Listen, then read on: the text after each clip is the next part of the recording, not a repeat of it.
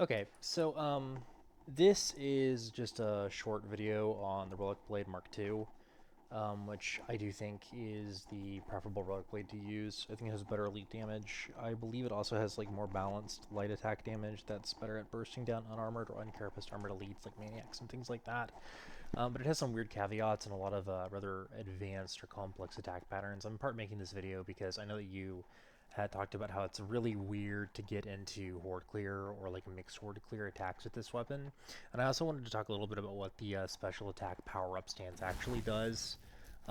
So basically, this weapon has 3 light attacks, L1, L2, L3, and 4 heavy attacks, H1, H2, H3, H4.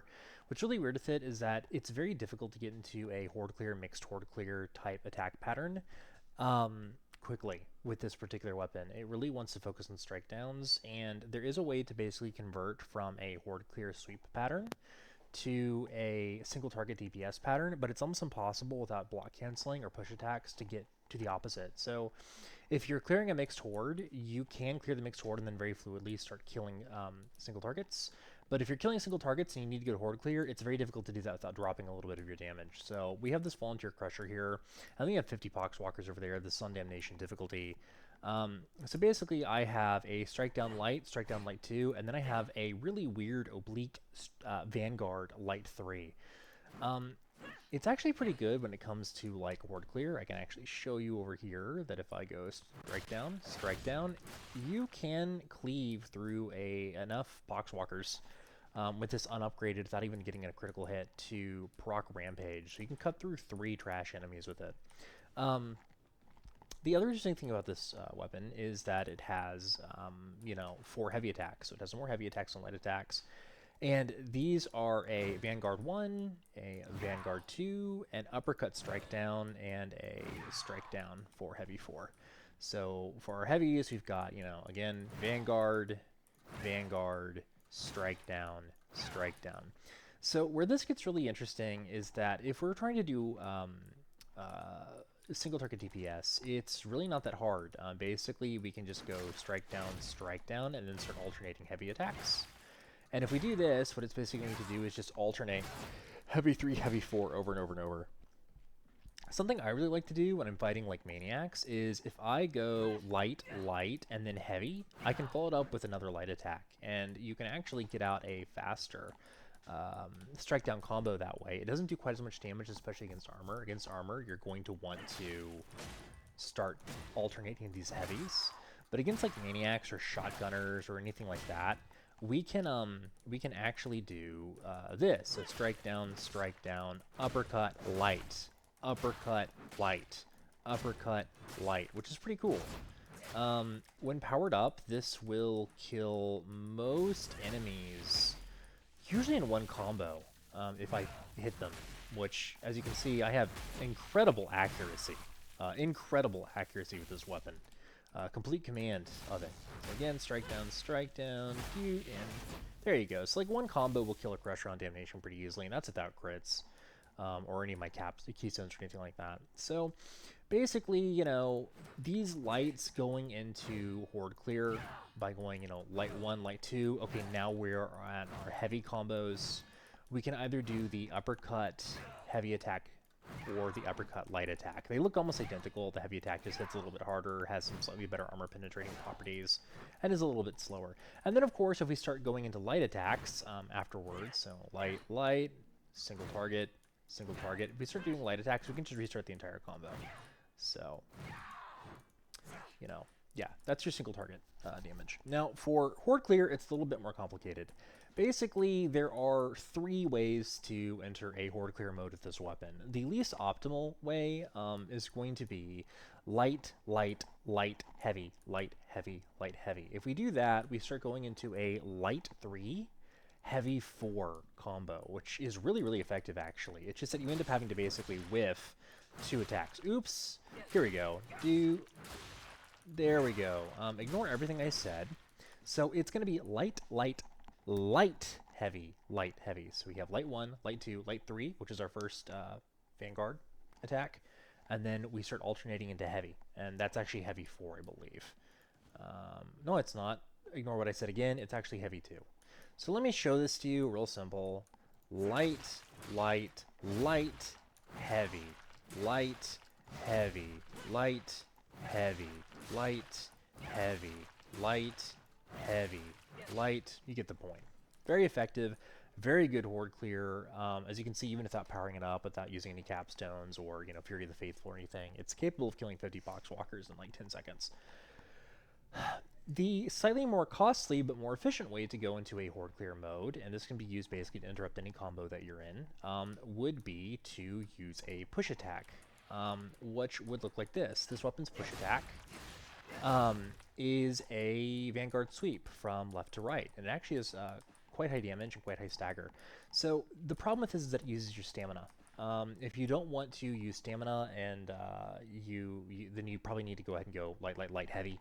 But if you want that really, really rapid horde clear control right then, right there, right now, and you have the stamina to spare, I believe for 1 bar you can go into this. So just to show you...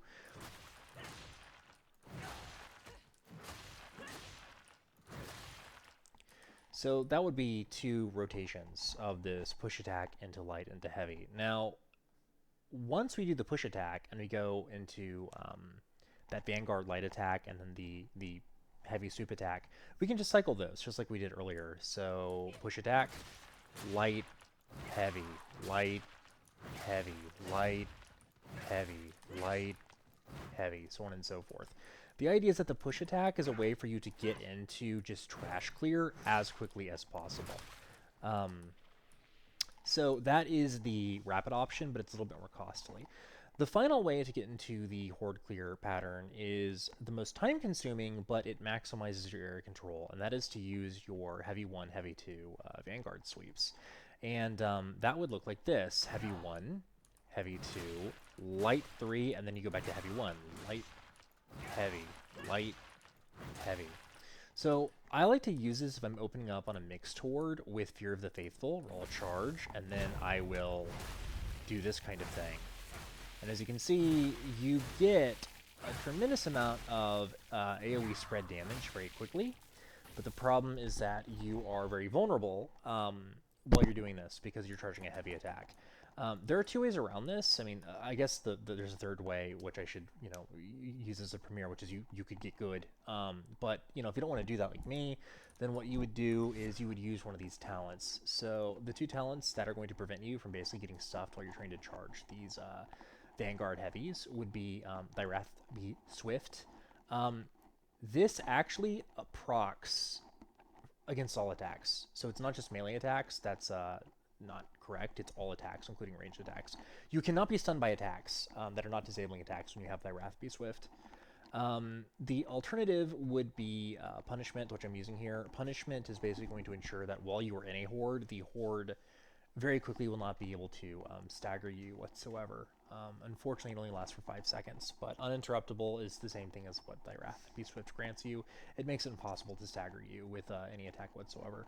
So I wouldn't take both of these, but you can take either or. I mean, I guess you could take both, but you know, usually you take one of these, and that's going to keep you safe. Often while you are, you know, charging and using this very, very, very high damage, but a little bit more vulnerable means of getting into your trash clear mode. Now, what's really interesting is that, of course, you know, in higher difficulties, you're not going to be fighting enemies like this very often. You're mainly going to be fighting, like, mixed hordes. So if I restart this, and then I, you know, add in something like a couple berserkers, what I would want to do in this particular circumstance is try to clear the horde as quickly as possible using Vanguard attacks, and then start going into a strike down mode. And so the way you would do that is any of these aforementioned methods of getting into horde clear is what you would start with, but then you would simply link to heavies. Anytime you go from this light 3 to the heavy, if you follow up with a heavy, you will immediately go into heavy 3, heavy 4 chains. So that's something that you can do to very quickly, just to show you, go from like heavy 1, heavy 2, light, heavy, light, heavy, light, heavy. Now I want to start attacking these guys. Now I'm going to go back to horde clear by using the push attack. Now I'm going to start attacking these guys. You get the point. So that's the way that you can start engaging in mixed mobs or mixed hordes. Um, there is no data on the charge thrust that I can find. However, it is important to know that it does let you move a little bit faster. I don't know if it's like 8%, but basically you will, as long as you were charging it and running, be able to run slightly faster while using it for a brief period of time. There is a tech where you can spam the melee weapon equip key to keep this active constantly, as you can see, and just get the movement speed boost, but it's kind of a stretch for me since I have to tap the 1 key over and over. But you can do that. You can abuse that to run a little bit faster. But what I noticed with this attack is that I think it counts as a heavy. I believe it procs heavy attacks, and what's really noticeable is that it does a lot of armor penetration. So, like, if I attack this guy with a strike down, let's say strike down 3, it does 340 in a body shot. If I go to a headshot, if I can hit his head, I have amazing accuracy in case you can't tell. Do. Okay, well, we're just going to stop that, but, 365. But if I charge this, 370, so slightly more damage. It might have better finesse damage. Yeah, 839 on a headshot, and that wasn't powered up for a critical hit. 905 on the second one. You get the point. It's very, very good. And what you can do, actually, is you could charge, and then, you could Fear the Faithful, and it will one-shot anything that is not a boss in the game. So just to show you that one more time, charged up, I'm going to do this, Fear the Faithful, and I don't know why it didn't kill him, but, trust me when I say it's basically going to kill everything in one shot if you're built for it. So, that gives you an opener against single target armor targets, things like groups of bulwarks, or groups of crushers, or groups of reapers and things like that, maulers, so on and so forth. Trying to think if there's anything else. Oh, yeah. So the special attack is really weird. I don't know what it does because, Fat Shark, Swedish programming, it's not like they're going to actually give you the numbers. And the mods that I'm running do not actually explain what it does, but I suspect it gives you 40% rending. It probably increases your base damage a little bit too. We can find that out right now. If I just go in with a heavy one, let's see how much damage I do. Oh, I don't have the numbers, but I didn't kill anything, and if I do it here, I kill everything. So we can assume that, even without the rending bonuses, it's probably just giving you a base damage increase. But the big thing is that, if I do this charge attack thrust, it does 809. If I let my debuffs exit, yeah. And then I do it again with this charge, it does 1520. So we can assume that basically, if he has an ADM or a mitigation coefficient of let's say, 0.35, so we're only getting 1/3 damage on him. This probably raises it by 0.4 or 40%, which would make it equivalent to popping one of these. These combat stims do something very similar, and we can find out. And yes, as you can see, 1372, I believe, is what that said, which is probably his remaining health. So most likely, when you turn this power on, you're getting a very small increase to your base damage, but what it's mainly giving you is enhanced cleave and 40% rending. So you're just going to nullify flak and carapace armor entirely. So obviously you should use it basically whenever it's up. Let's see, last couple of things I guess would be, let's see if I can do this really fast without killing myself. Let's go to none and then off and then off. If I summon a cultist berserker and turn off everything, you can use a special attack. As you saw, you might have heard there, you can actually block his attacks by activating it, like that, which gives you an opportunity to activate the ability while enemies are attacking you. And there is a perfect block window. It was like that, so I just blocked his attack basically with it. I'm not very good at using this. I think it's kind of memey, but it can keep you alive while you were charging this ability in the middle of a horde. And then I guess the last couple of things would be you should probably run Carapace on this weapon at all times, just because I think you get from 3 strike to 2 strike breakpoints on critical hit headshots with it. That's pretty well documented. Unyielding is pretty good just for boss damage. Cranial Grounding, Rampage, and Wrath are the big ones that people are usually going to go to. If you want to do single target DPS, I recommend Cranial Grounding and Rampage, or Cranial Grounding and I guess Shred, if it's offered, could be good. I don't think Slaughter is offered, but Cranial Grounding and Rampage should be pretty good for mixed hordes. Weak spot damage increase, it gives you reduced heat build up, so on and so forth. For dedicated horde clear, I would go Rampage and Wrath. Wrath is going to give you 250% cleave, and this weapon already has insane cleave, so it's going to have basically all the cleave you'll ever need ever. For both of these weapons, mobility is a dump stat. Actually, this is a perfect roll. Like literally a perfect roll. This is okay. So, you know, they're both great. Mark 10, you know, try it out at some point. It is considered technically to be the better sword, but I don't think it like oozes the same style. So I hope this helps a little bit. Yeah, you know, getting into two chains of attacks. Okay, bye.